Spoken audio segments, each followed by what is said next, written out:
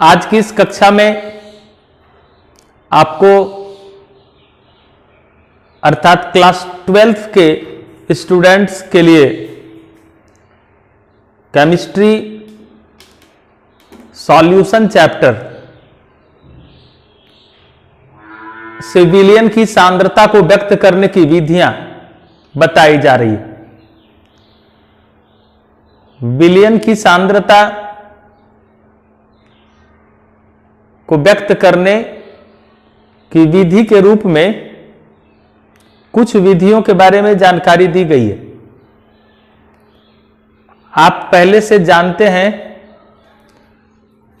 विलयन की सांद्रता का तात्पर्य हो गया विलेय पदार्थ की कितनी मात्रा किसी विलायक में उपस्थित है, उसके परिमाण संबंधी जो गणना की जाती है, इसी को विलयन की सांद्रता के रूप में जाना जाता है।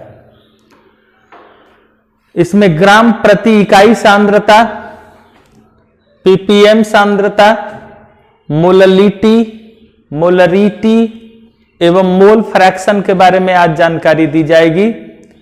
जबकि आपको पहले प्रतिशत भार सांद्रता, प्रतिशत आयतन सांद्रता एवं भार प्रति आयतन सांद्रता की जानकारी दी गई।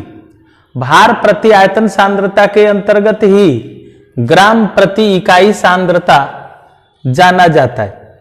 ग्राम प्रति इकाई सांद्रता बताता है कि विलेय की मात्रा ग्राम में और विलयन या विलायक की मात्रा लीटर या किलोग्राम में जब व्यक्त की जाती है तो इसे ग्राम प्रति इकाई सांद्रता कहते हैं। ग्राम प्रति इकाई सांद्रता की परिभाषा हो जाएगी किसी विलयन के 1 किलोग्राम या 1 लीटर में उपस्थित विलेय पदार्थ की मात्रा को जब ग्राम में व्यक्त किया जाता है तो इसे ग्राम प्रति इकाई सांद्रता कहते हैं। ग्राम प्रति इकाई सांद्रता या इसे कह सकते हैं भार प्रति आयतन सांद्रता।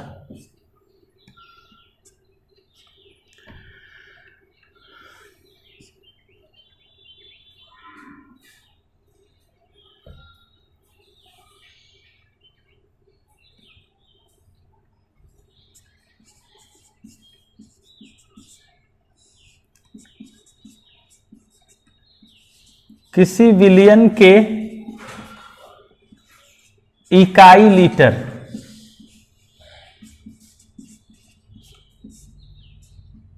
या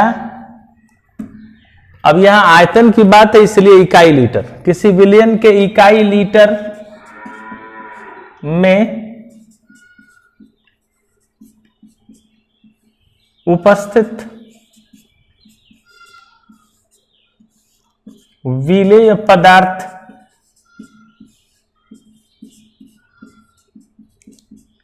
की मात्रा को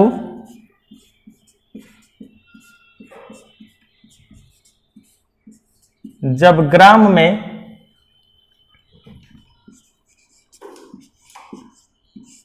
व्यक्त किया जाता है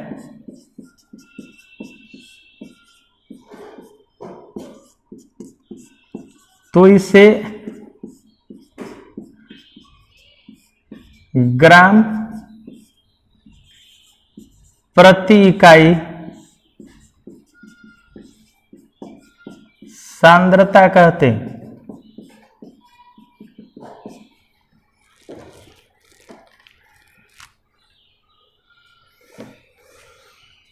इसे प्रतिशत आयतन सांद्रता भी कहा जाता है, इसलिए कि यहां विलयन के इकाई लीटर की चर्चा की गई है।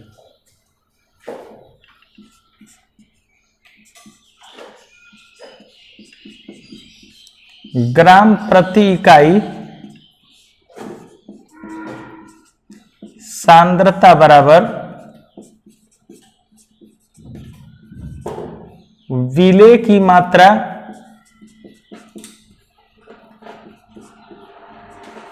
ग्राम में बटे विलियन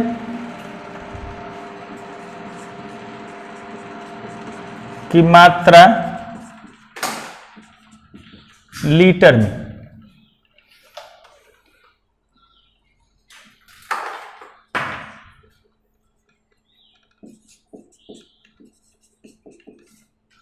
आयतन लीटर में, यहां मिलीलीटर होगी तो यहां ऊपर 1000 से गुना हो जाएगा। ग्राम प्रति इकाई सांद्रता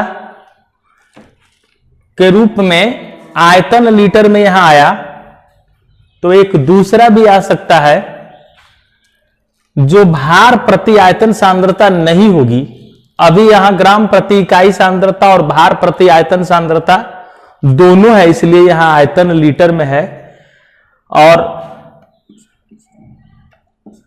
जब आयतन लीटर में नहीं होगा, विलेय की मात्रा ग्राम में बटे बिलियन की मात्रा किलोग्राम में।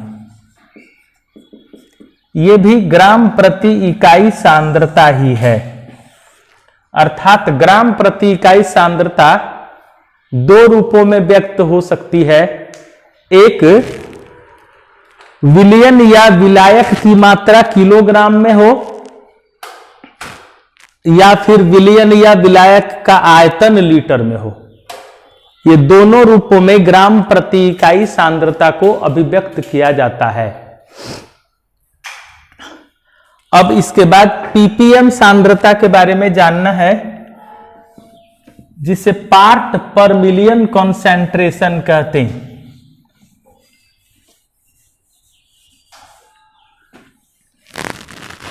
इसके पहले ग्राम प्रति इकाई सांद्रता में जो क्वेश्चन रहेगा कि एक विलियन में विलेय पदार्थ की मात्रा दी हुई है। एक विलियन है जिसमें विलेय पदार्थ 0.05 ग्राम है और विलियन की मात्रा 200 ml है। 200 ml विलियन में उपस्थित विलेय पदार्थ की मात्रा 0.05 ग्राम हो तो ग्राम प्रति इकाई सांद्रता ज्ञात करें। तो ऊपर में ग्राम प्रति इकाई सांद्रता, ग्राम प्रति इकाई कॉन्सेंट्रेशन जीपीयूसी, ग्राम पर यूनिट कॉन्सेंट्रेशन को हम ऐसे लिख सकते हैं। ये विलेय की मात्रा ग्राम में बटे विलियन, विलियन की मात्रा ये मिलीलीटर है, इसलिए लीटर बनाने के लिए 1000 से गुना कर सकते हैं। अब इसको सॉल्व कर दें तो 0.25 ग्राम पर लीटर ये आंसर हो जाएगा। इस प्रकार पीपीएम कॉन्सेंट्रेशन, जब फिर आगे हम जानना चाहेंगे पीपीएम पार्ट पर मिलियन, पार्ट पर मिलियन कॉन्सेंट्रेशन। पार्ट पर मिलियन कॉन्सेंट्रेशन बताता है कि 1 लीटर या 1 किलोग्राम बिलियन है तो उसमें विलेय पदार्थ की मात्रा जब मिलीग्राम में होती है उसे पार्ट पर मिलियन कॉन्सेंट्रेशन कहते हैं। ये पीपीएम सांद्रता की परिभाषा होगी किसी विलियन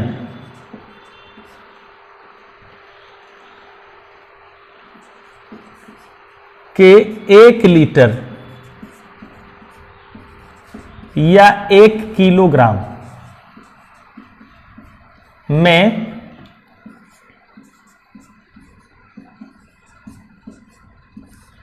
उपस्थित विलेय पदार्थ की मात्रा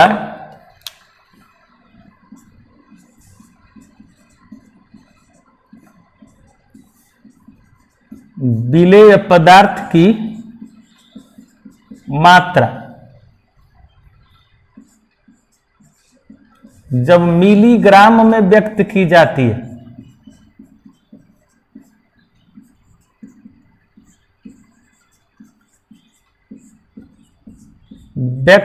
जाती है तो इसे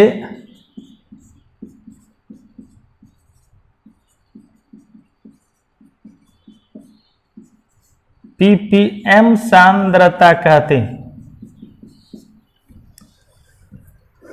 पार्ट पर मिलियन कॉन्सेंट्रेशन इंडिकेट करता है कि कोई विलयन का कितना मिलीग्राम 1 किलोग्राम विलयन में या 1 लीटर विलयन में किसी विलेय का कितना मिलीग्राम घुला हुआ है। आप यह निश्चित रूप से जान लें कि विलयन का 1 लीटर या 1 किलोग्राम जहां दिया हुआ है वहां विलायक के 1 लीटर या 1 किलोग्राम की भी चर्चा हो सकती है। तो ये तब होता है उसके लिए होता है जहां विलायक और विलयन की जो मात्रा होती है वह अपरिवर्तनशील होती है। अपरिवर्तनशील किस अर्थ में कि हम विलेय को मिलाते हैं विलायक में तो उतना ही विलयन बनता है जितना विलायक उपस्थित रहता है, तो वैसे विलयन के लिए। लेकिन जहां विलेय को मिलाने से किसी विलायक में विलयन की मात्रा दोनों के ऐड करने के बाद होता है, जैसे दूध और पानी को मिलाएंगे तो दोनों मिलकर विलयन का द्रव्यमान प्रदान करेगा, वैसी स्थिति में विलायक की अलग से चर्चा होगी और विलायक ही विलयन के रूप में जाना जाएगा। यहां विलयन जहां भी लिखा हुआ है वह उस सापेक्ष में लिखा हुआ है, उस अर्थ को स्पष्ट करता है कि सॉल्यूशन और सॉल्वेंट के मास में कोई परिवर्तन, वॉल्यूम में कोई परिवर्तन नहीं हो रहा है वैसे सॉल्यूशन के लिए। पीपीएम सांद्रता की चर्चा हमने की। पीपीएम सांद्रता का जो सूत्र हो जाएगा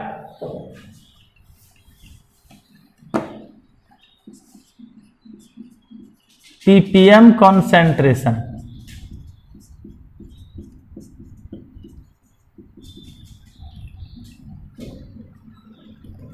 मास of solute in milligram in 1 litre और 1 kilogram solution is known as PPM concentration. अब यहां पीपीएम कॉन्सेंट्रेशन में है विलेय की मात्रा मिलीग्राम में है और विलयन की मात्रा 1 लीटर या 1 किलोग्राम है। लीटर या किलोग्राम नहीं होने पर 1000 गुना करके उसको लीटर या किलोग्राम में बनाया जाता है, बदला जाता है। ऊपर विलेय की मात्रा भी यदि किलोग्राम में दिया हुआ है तो 10⁻6 मल्टीप्लाई होगा -6 और वो 10 ये किलोग्राम में रहेगा तो 10⁻6 मल्टीप्लाई होगा और वह मिलीग्राम हो जाएगा। जैसे 10 किलोग्राम विलयन में 2 किलोग्राम विलेय पदार्थ उपस्थित है, तो 2 किलोग्राम विलेय पदार्थ है तो विलेय की मात्रा मिलीग्राम में, और 10 किलोग्राम में, इसलिए यहां 10 बस इसको सॉल्व करेंगे, ppm कॉन्सेंट्रेशन प्रदान करेगा। ध्यान सिर्फ इसमें यही रखने की जरूरत है कि विलेय की मात्रा हमेशा मिलीग्राम में होगी और विलयन की मात्रा लीटर या किलोग्राम में होनी चाहिए, और इसी के आधार पर इसको पुट किया जाएगा।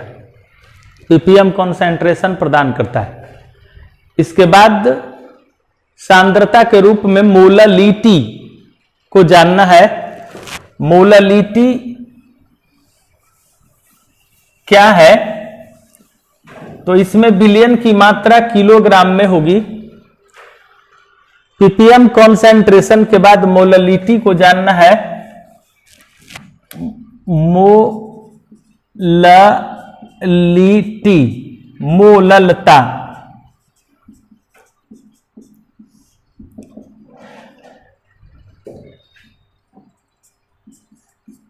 किसी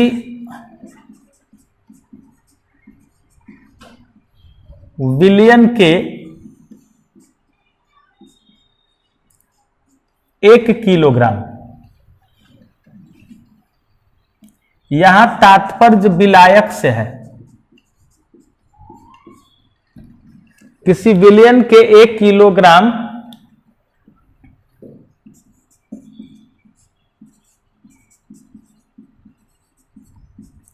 में उपस्थित विलेय के ग्राम अणुओं की संख्या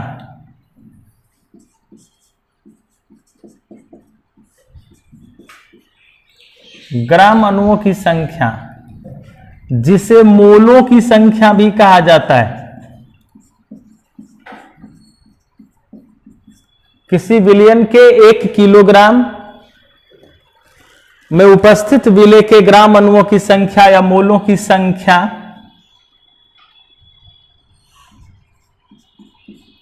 को मोललता कहते हैं।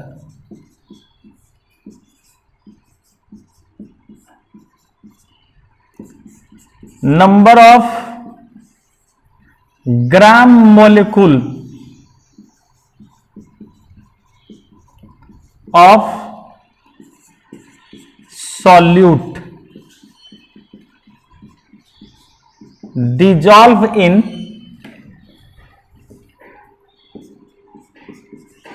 1 kilogram solvent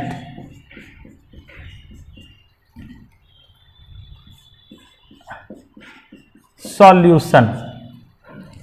जहां सॉल्वेंट और सॉल्यूशन चेंज नहीं होगा वहां सेम, नहीं तो फिर सॉल्वेंट माइनस करके निकाल लिया जाएगा।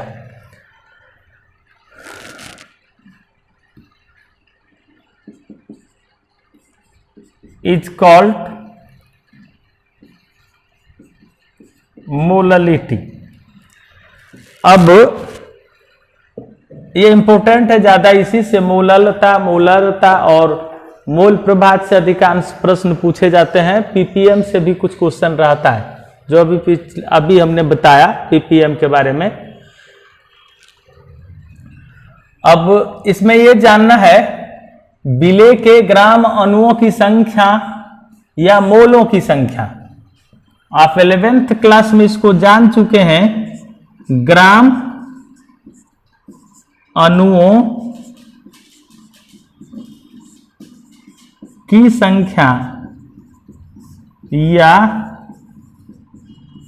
मोलों की संख्या बराबर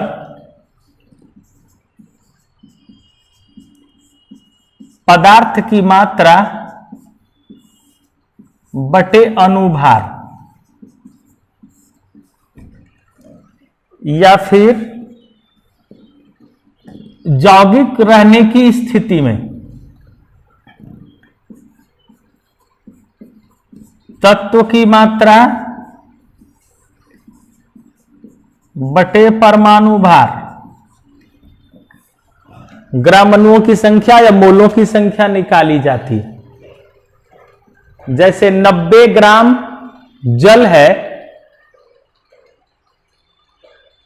तो उसके ग्राम अणुओं की संख्या 5, चूंकि जल का अणुभार 18, H2O 1 × 2 + 16 18।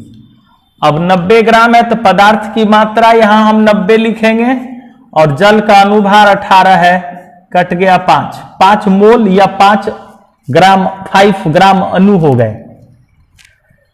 तत्व की बात होगी, यदि 60 ग्राम कार्बन की चर्चा हो तो कार्बन 60 और कार्बन का परमाणु भार 12, फिर 5 ग्राम अणु।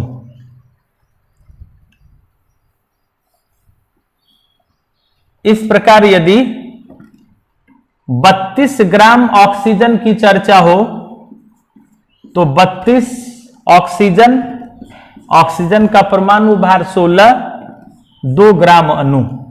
इस प्रकार ग्राम अणु को निकाल लेंगे पहले, तभी मोललता और मोलरता के बारे में जानकारी स्पष्ट रूप से प्राप्त हो पाएगी। जब भी हम न्यूमेरिकल बनाने लगेंगे तो हमको ध्यान रखना है, मोलों की संख्या पूछ रहा है या ग्राम अणुओं की संख्या पूछ रहा है अथवा फिर पदार्थ की मात्रा पूछ रहा है। पदार्थ की मात्रा जब पूछने लगेगा तो यहां है ये पूछता मात्रा या फिर अनुभार है, यहां मोलों की संख्या है, इस पर फिर हमको आने की जरूरत होगी। इसमें जो भी प्रश्न दिए जाते हैं, प्रश्न का तरीका रहेगा कि एक क्वेश्चन दे देते हैं 200 ग्राम बिलियन में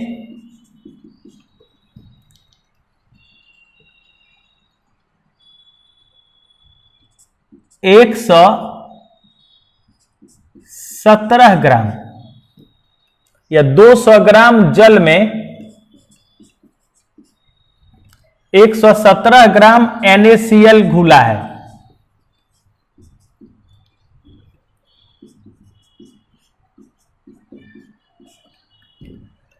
मोललता ज्ञात करें।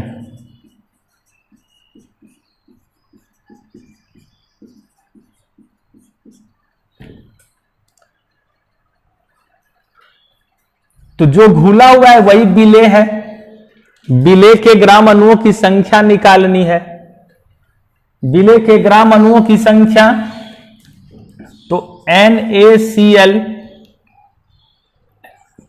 23, ये 58.5। अब NaCl के मोलों की संख्या अर्थात ग्राम अणुओं की संख्या, इसकी मात्रा कितनी है तो 117 ग्राम और अनुभार निकला 58.5, 2 बार में कट रहा है। NaCl के 2 मोल हो गए। अब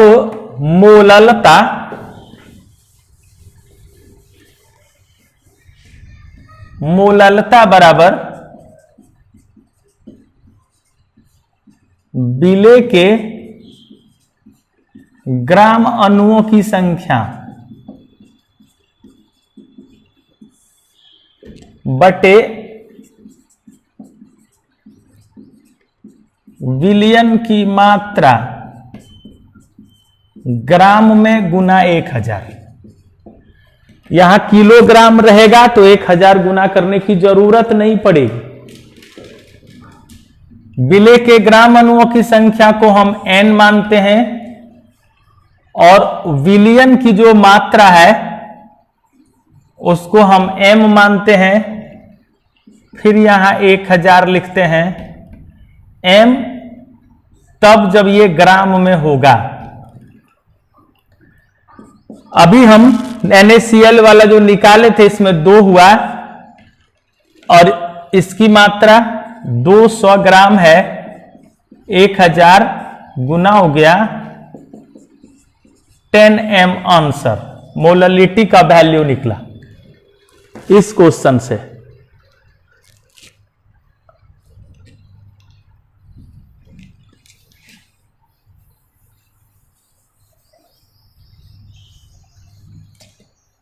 यदि विलेय पदार्थ की मात्रा x हो, अनुभार विलेय का m हो, विलयन या विलायक की मात्रा m हो, और ये ग्राम में यदि हो तब फिर 1000। x अपॉन mm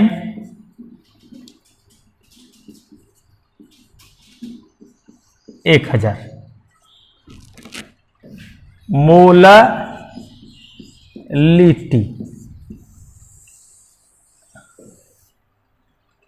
इसमें x क्या है? तो विलेय पदार्थ की मात्रा ग्राम में। यहां where x is equal to mass of solute in ग्राम,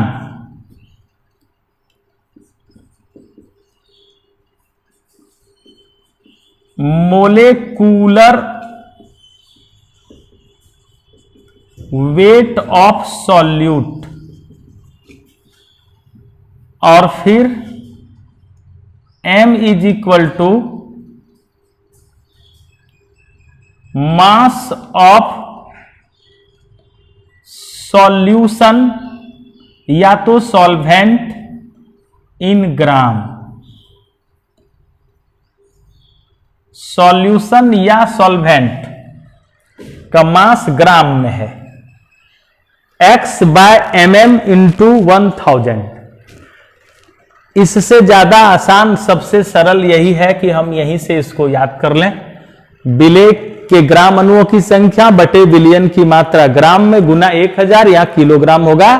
तो यहां 1000 लिखा हुआ नहीं रहेगा, 1000 देने की जरूरत नहीं होगी या किलोग्राम होने पर। अब ये मोलालिटी है, फिर मोलरिटी के बारे में जानना है। तो मोलरिटी में विलेय के ग्राम अणुओं की संख्या वही रहेगी, विलयन की मात्रा ग्राम में नहीं या मिलीग्राम, मिलीलीटर में। तब यहां 1000, यहां ग्राम नहीं मिलीलीटर, मिलीलीटर, यहां भी मिलीलीटर। तो यह मोलरिटी की बात होगी। अब मोलरता, मोलरिटी,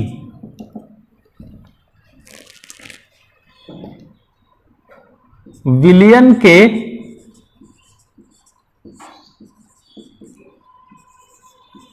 इकाई लीटर में घुले विलेय पदार्थ के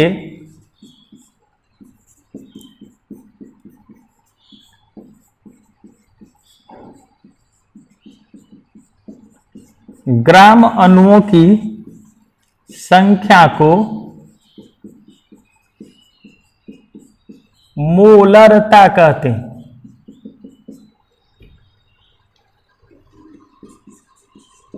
number of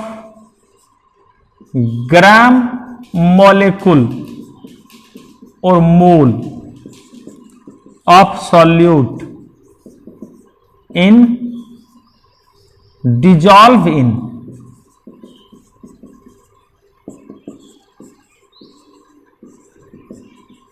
per liter solution or solvent is called molarity। विलेय के ग्राम अणुओं की संख्या बटे विलयन की मात्रा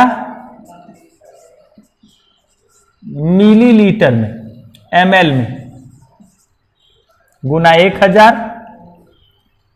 यहां ये ml की बात है, यहां फिर ये ml की बात है। मास of solute in gram, molecular weight, mass of volume of, इसको हम लिखते हैं वॉल्यूम, वॉल्यूम ऑफ सॉल्यूशन और सॉल्वेंट इन मिलीलीटर ml। जब यहां लीटर की बात हो तो यहां 1000 देने की जरूरत उसी तरह नहीं होगी जिस तरह मोलरता में था। तो मोलरता क्या है? विलयन में या विलायक में, विलयन या विलायक उसी स्थिति में जहां दोनों सेम, जहां अलग वहां विलायक की चर्चा। और तो किसी विलायक के इकाई लीटर में उपस्थित विलेय पदार्थ के ग्राम अणुओं की संख्या को मोलरता के रूप में जाना जाता है। अब इसमें मोल प्रभाज की जानकारी देनी है। मोल फ्रैक्शन में बताऊंगा। मोलरता ये हो गया। प्रश्न विशेषकर इन्हीं टॉपिक से आते हैं, मोलरता और मोल प्रभाज से। अब मोल प्रभाज, इसे मोल अंश भी कहते हैं। ये मोल फ्रैक्शन, मोल फ्रैक्शन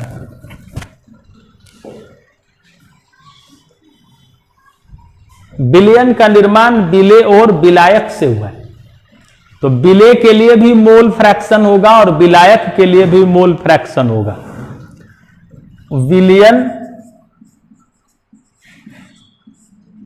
बराबर विलेय प्लस विलायक। अब विलेय के ग्राम अणु n, विलायक के ग्राम अणु, ग्राम अणु अर्थात मोलों की संख्या n। ये ग्राम अणु n कहां से निकल रहा है? तो x1/m से, और फिर यहां x2/m2 से। x1 क्या है? विलेय की मात्रा। x1 बराबर विलेय की मात्रा ग्राम में। इसमें भी x2 बराबर विलेय की मात्रा ग्राम में। m1 इज इक्वल टू विलेय का अनुभार, और यहां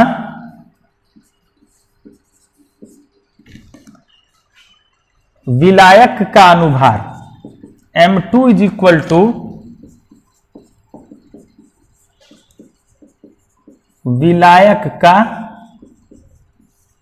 अनुभार।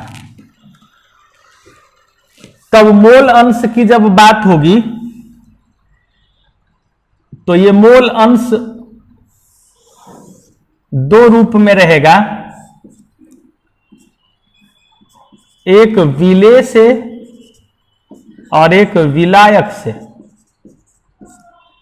विलेय से होगा तो n/n+n, और जब विलायक से होगा तो कैपिटल N ऊपर n+n। अब इसके आधार पर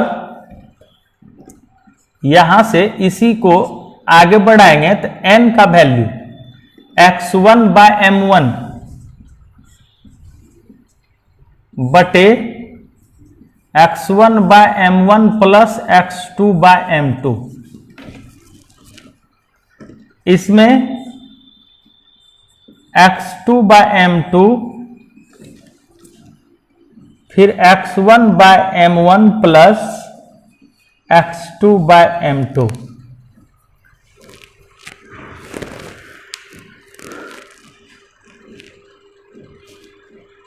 यदि हम ग्राम अणुओं की संख्या या मोलों की संख्या को सेपरेटली रखें, ये x1/m1 या x2/m2, तो जहां जरूरी होगी इसको बैठाया जा सकता है, इस सूत्र को याद करने की जरूरत नहीं है, इसको याद कर लेना, इसको जानना है।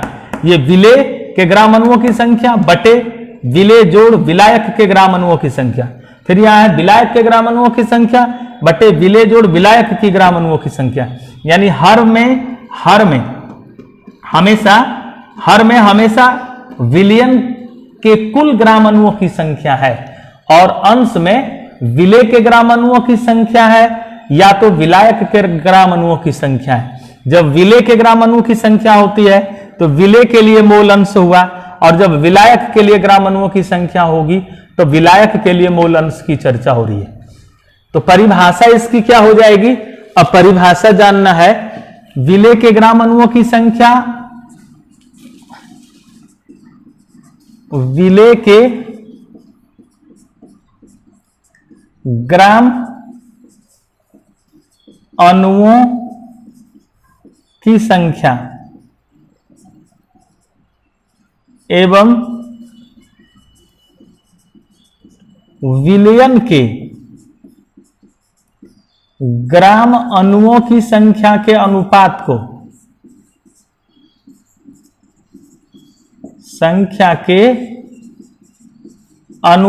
को मोल अंश कहते हैं। ये विलेय के लिए हुआ, और जब विलायक के लिए होगा तो यहां सिर्फ लिखाएगा विलायक के ग्राम अणुओं की संख्या एवं विलयन के ग्राम अणुओं की संख्या के अनुपात को मोल अंश कहते हैं। तो मोल अंश एक विलेय के सापेक्ष और एक विलायक के सापेक्ष। विलेय के सापेक्ष में विलेय के ग्राम अणुओं की संख्या अंश में, और जब विलायक के सापेक्ष मोल अंश की चर्चा होगी तो विलायक के ग्राम अणुओं की संख्या अंश के जगह पर उपस्थापित होगा। Mole fraction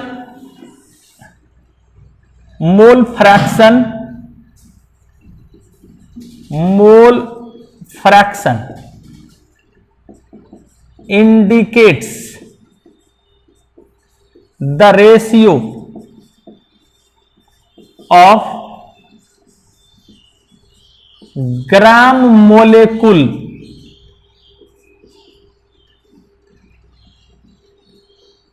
of solute and solution। यहां सॉल्यूट के जगह पर सॉल्वेंट के सापेक्ष भी होगा, लेकिन इसमें कोई परिवर्तन नहीं होगा।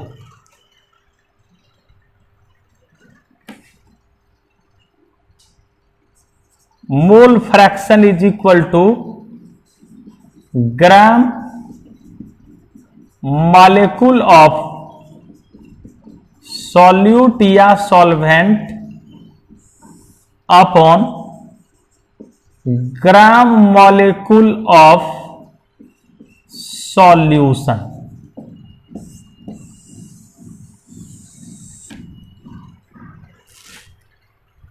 मोल अंश से बहुत सारे प्रश्न होंगे। इस चैप्टर में अधिक से अधिक न्यूमेरिकल आपको मिलेगी। इसमें आपको हेनरी के नियम से भी, राउल्ट के नियम से, एवं अभी जो हमने बताया कॉन्सेंट्रेशन को रिप्रेजेंट करने के जितने मेथड थे, इसमें ग्राम प्रति इकाई सांद्रता से आज शुरू किया गया। ग्राम प्रति इकाई सांद्रता के पहले भी जो प्रतिशत भार के रूप में, प्रतिशत आयतन के रूप में बताया गया था इसके पहले वाले वीडियो में, तो इस दोनों वीडियो को आप अच्छी तरह देखें। और सॉल्यूशन का जो चैप्टर है ये एकदम अच्छी तरह आप बना पाएंगे, यद्यपि कि इसके पहले के जो वीडियो हैं और अभी जो दिया जा रहा है, इन दोनों को आप अच्छी तरह ऑब्जर्व करेंगे और इससे संबंधित क्वेश्चन को सॉल्व करने का प्रयास करेंगे। और इसमें न्यूमेरिकल विशेष रूप से है, ऑब्जेक्टिव्स भी इसमें बहुत ज्यादा पुटअप होता है। एग्जाम में इसके बहुत सारे प्रश्न पूछे जाते हैं, ऑब्जेक्टिव या सब्जेक्टिव बेस्ड भी, न्यूमेरिकल बेस्ड क्वेश्चन भी होते हैं। आप इसको अच्छी तरह तभी बना पाएंगे जब आप इसको पूरा मनोयोग से पढ़ने का प्रयास करेंगे। आप कॉपी कलम रखते हुए अच्छी तरह इस वीडियो को ऑब्जर्व निश्चित रूप से करेंगे और सारे प्रश्न को बनाएंगे, न्यूमेरिकल भी सॉल्व करेंगे। जहां आपको दिक्कत होगी निश्चित रूप से आप कमेंट सेक्शन में अपना कमेंट डालेंगे, हम संबंधित प्रश्न को सॉल्व करेंगे और इसकी जानकारी आपको हो सकता है व्हाट्सएप के माध्यम से भी दिया जाएगा। बड़ा क्वेश्चन रहेगा तो हम व्हाट्सएप से आपको स्पेशल इसकी जानकारी दे देंगे, या तो फिर आप कमेंट सेक्शन में जैसे ही डालेंगे अगले वीडियो में हम सारे डाउट को क्लियर कर देंगे। इसलिए निश्चित रूप से आप इसको बनाएं, आपका क्लास एकदम स्पीडली आगे की ओर बढ़ेगा। अब मैं प्रतिदिन एक क्लास फिजिक्स से और एक क्लास केमिस्ट्री से लेते रहूंगा और वीडियो पर डालते रहूंगा। आप निश्चित रूप से इसका ऑब्जर्वेशन करेंगे और कमेंट सेक्शन में अपना इंटरेस्ट शो करेंगे, तभी आगे हमको क्लास लेने में सुविधा होगी। धन्यवाद।